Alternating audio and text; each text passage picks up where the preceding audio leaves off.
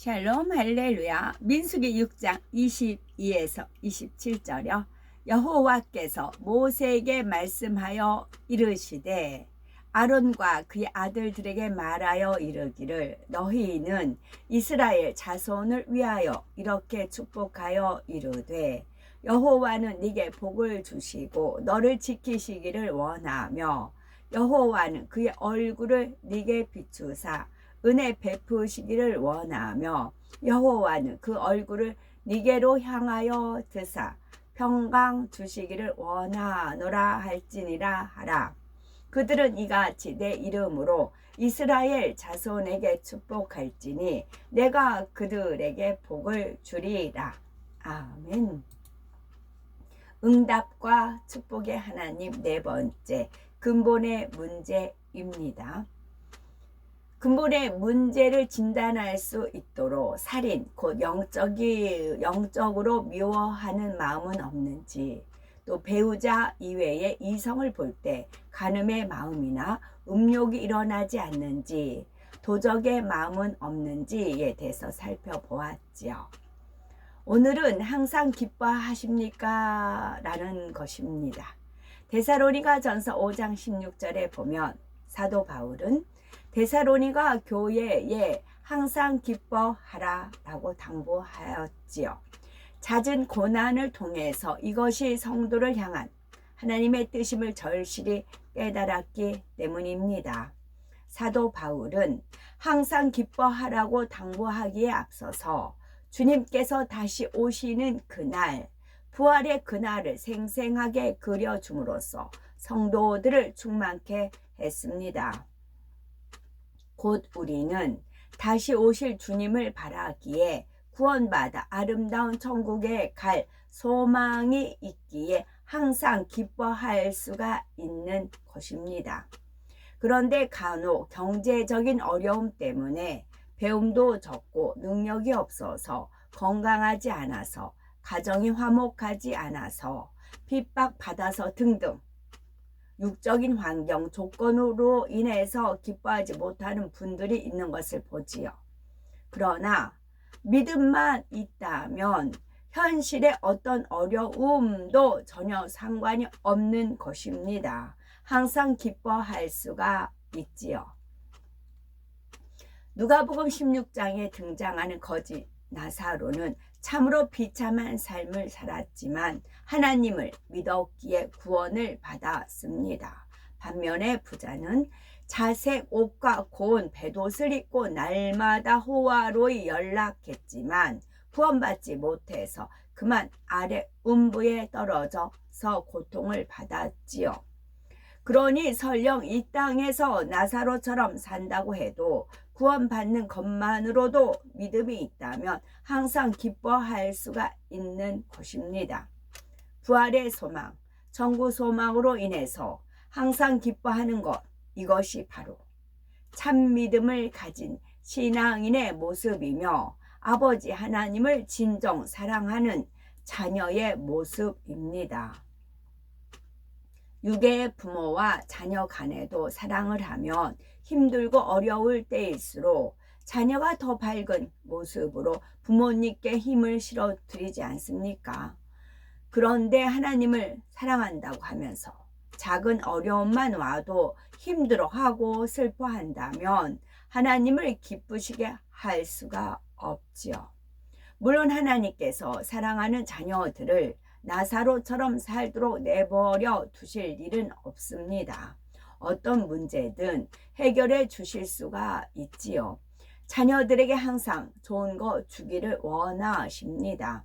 다만 어려운 현실을 만날 때 슬퍼하고 불평하기 때문에 하나님의 능력을 체험하지 못하는 것입니다. 설령 기뻐하기 어려운 상황을 만난다 해도 기뻐하면 상황이 바뀝니다.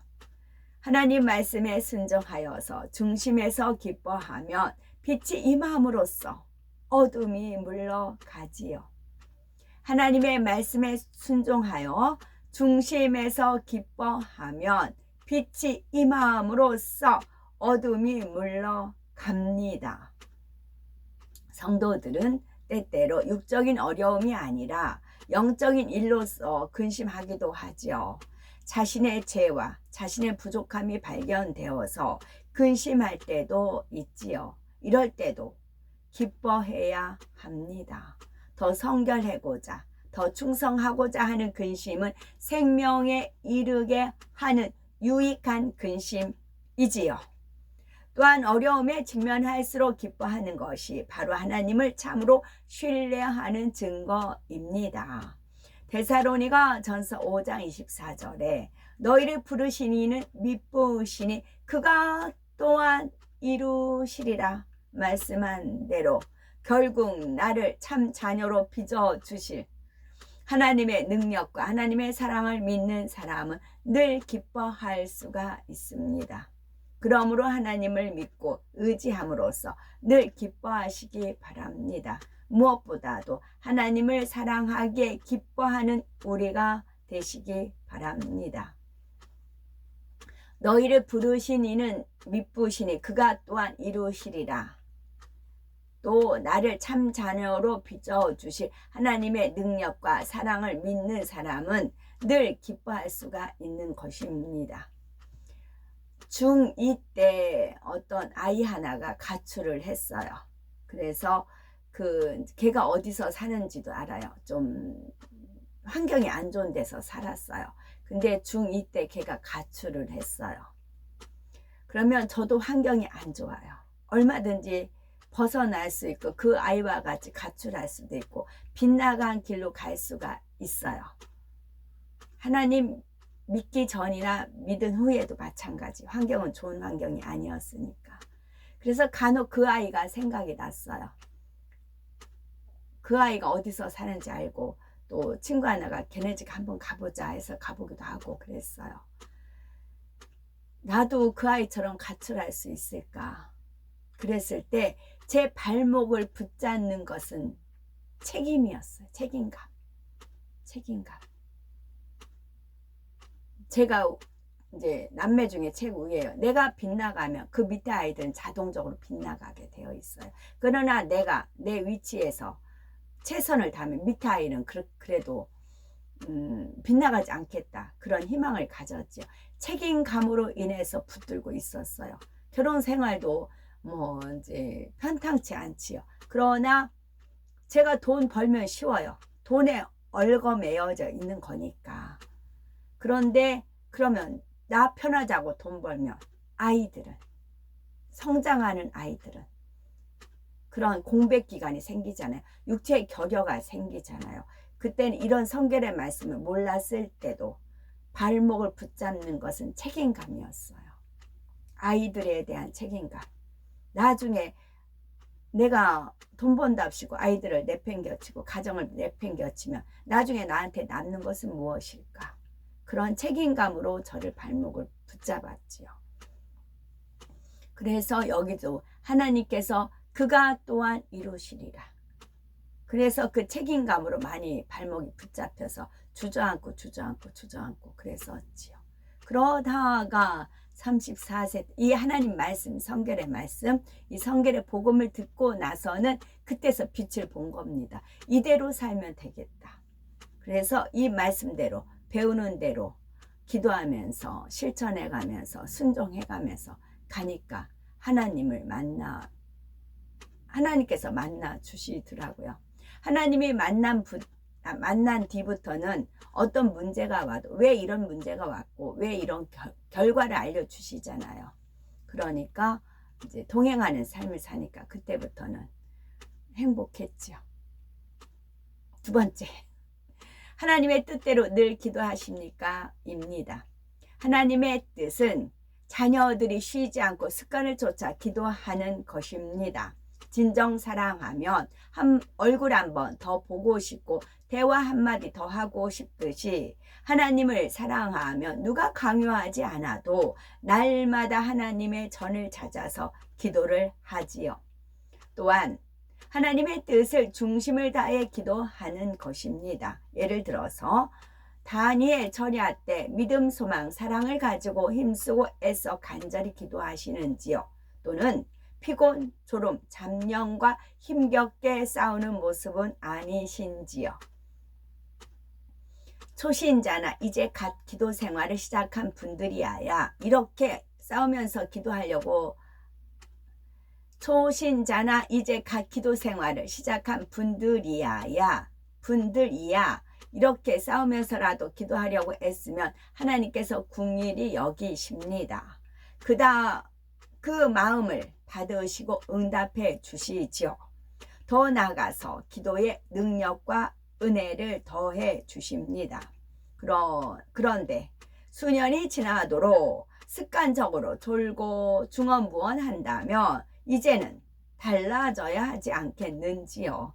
더구나 오랫동안 기도를 쉬고 있다면 과연 하나님을 사랑하는 마음이 있는지 스스로 점검해 보아야 할 것입니다. 기도를 쉬지 않는 분들은 내가 진정 하나님을 사랑함으로 기도하는지도 점검해 보시기 바랍니다. 예를 들어서 개인 기도를 할 때는 충만하게 기도하는데 하나님 나라를 위해서 기도할 때는 중언부언 늘 하는 기도만 반복을 합니다. 하나님의 뜻은 그 무엇보다도 먼저 하나님의 나라를 위해 기도하는 것이죠. 마태복음 6장 33절에 너희는 먼저 그의 나라와 그의 의를 구하라. 그리하면 이 모든 것을 너희에게 더하시리라 하였지요. 사무엘상 12장 23절에도 사무엘 선지자가 나는 너희를 위하여 기도하기를 쉬는 죄를 여호와 앞에 결탄코 범치 아니하리라 고백합니다. 이를 통해서 하나님을 사랑하는 사람은 어떤 마음으로 기도하는지 알 수가 있죠. 특히 영혼을 돌보는 일꾼이라면 기도에 얼마나 힘써야 하는지 깨달을 수가 있지요. 사무엘은 하나님을 사랑했기에 하나님의 백성 이스라엘을 아비의 마음으로 지극히 사랑했습니다. 그래서 백성들을 위한 기도를 쉬지 않았지요. 하나님께서는 이런 사무엘 선지자를 보실 때 얼마나 기쁘시겠습니까? 우리도 응답받고자 한다면 사무엘 선지자처럼 하나님을 기쁘시게 하는 기도를 올리시기 바랍니다. 무엇보다도 사랑을 담아서 기도함으로써 그 자체가 하나님께 드리는 향기로운 사랑의 고백이 되시기 바랍니다. 또한 세 번째, 하루에 성경 한 장 이상 읽고 한 절 이상 암송하시는지요. 하나님을 사랑하는 사람은 말씀을 사랑합니다. 말씀이 곧 하나님이시기 때문입니다. 우리는 말씀을 통해서 하나님을 만날 수가 있고 하나님을 느낄 수가 있습니다. 그래서 하나님을 사랑하는 사람은 말씀 대하기를 즐겨합니다. 비유를 들어서 군대에 다녀오신 분들은 고된 훈련을 받는 중에 한 번쯤 위문 편지를 받아 보셨을 것입니다. 부모님, 형제, 자매, 연인, 친구에게 받는 편지가 얼마나 반가운지요. 밤잠을 못 자더라도 읽고 또 읽지요. 그 편지에 바로 사랑하는 사람의 마음이 담겨 있기 때문이지요. 건강한지, 끼니는 잘 챙겨 먹는지 염려하는 부모님의 편지에는 아들을 사랑하는 부모님의 마음이 담겨 있지요.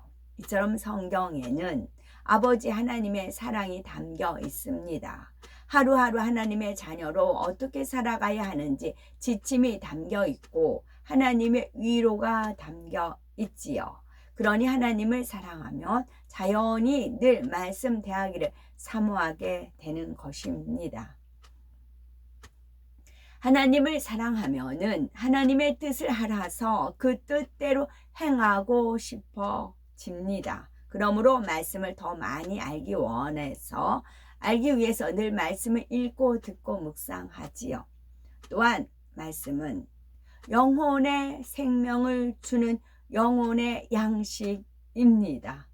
말씀 자체로서 육신을 입고 이 땅에 오신 예수님께서는 요한복음 6장 51절에 나는 하늘로서 내려온 산떡이니 사람이 이 떡을 먹으면 영생하리라 말씀하셨지요. 따라서 하나님의 말씀을 늘 양식 삼아야 하지만 영적인 생명을 유지할 수가 있습니다. 이 영의 양식을 항상 섭취하고 계시는지요? 하루 3끼 식사는 꼭 챙겨 드시면서 영의 양식을 쉬이 거르는 모습은 아니신지요? 맛있는 음식을 잘 알아보지만 말씀의 맛을 잘 느끼지 못하는 모습은 아니신지요?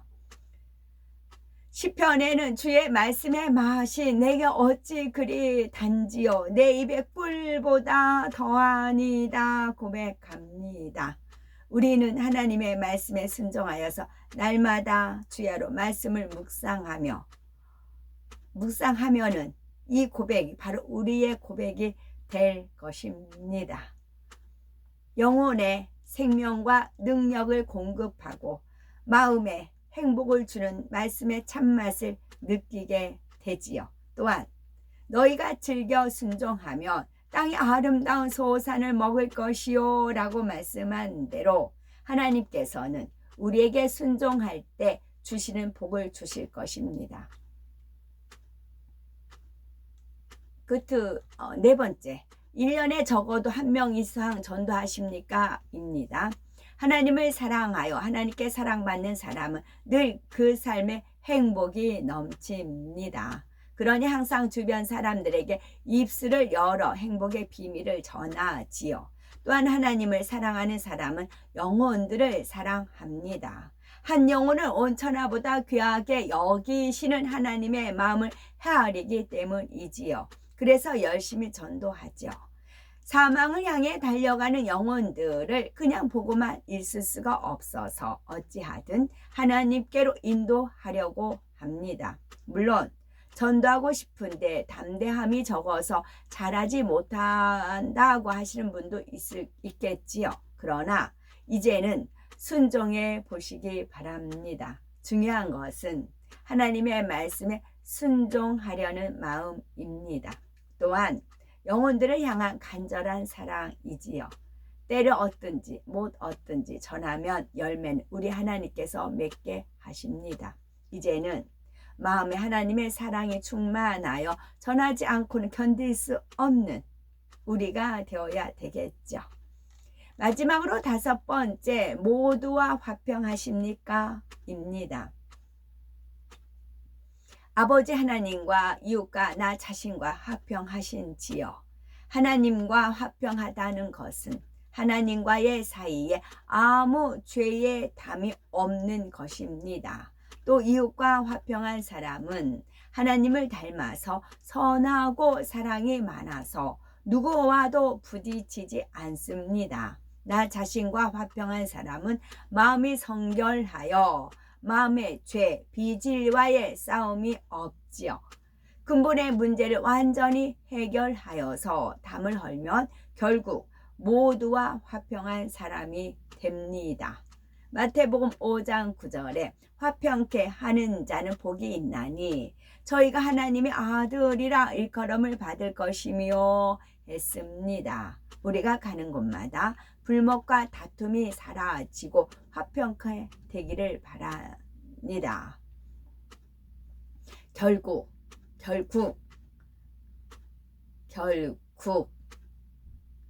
근본의 문제를 해결한다는 것은 하나님을 진정 사랑하는 자녀가 되는 것입니다. 하나님께서 싫어하시는 중한 죄는 물론이요, 세상의 것, 비진리, 어둠을 사랑하는 마음을 뿌리채 뽑아 버리는 것이지요. 우리는 몇 가지 질문에 아멘 하셨는지요? 모든 질문에 이제는 아멘 할 수가 있도록 행하시면 그동안 쌓아온 담이 헐립니다. 계속 행해 나가시다 보면 결국 근본 마음이 변화되어 하나님을 중심으로 사랑하는 자녀가 되지요. 근본의 문제를 발견하지 못한 분이 계시다면 발견하기 위한 노력을 계속하셔서 복합적인 축복을 꼭 받으시기 바랍니다. 참 자녀가 되어서 하나님과 사랑을 나누심으로 우리가 구하는 대로 다 주기 원하시는 하나님의 소원을 이루어 드리기 바랍니다. 무엇보다도 새 예루살렘을 주고자 하시는 오랜 소망을 반드시 이루어 드려야 되겠다라는 우리가 되어야 되겠습니다. 아멘.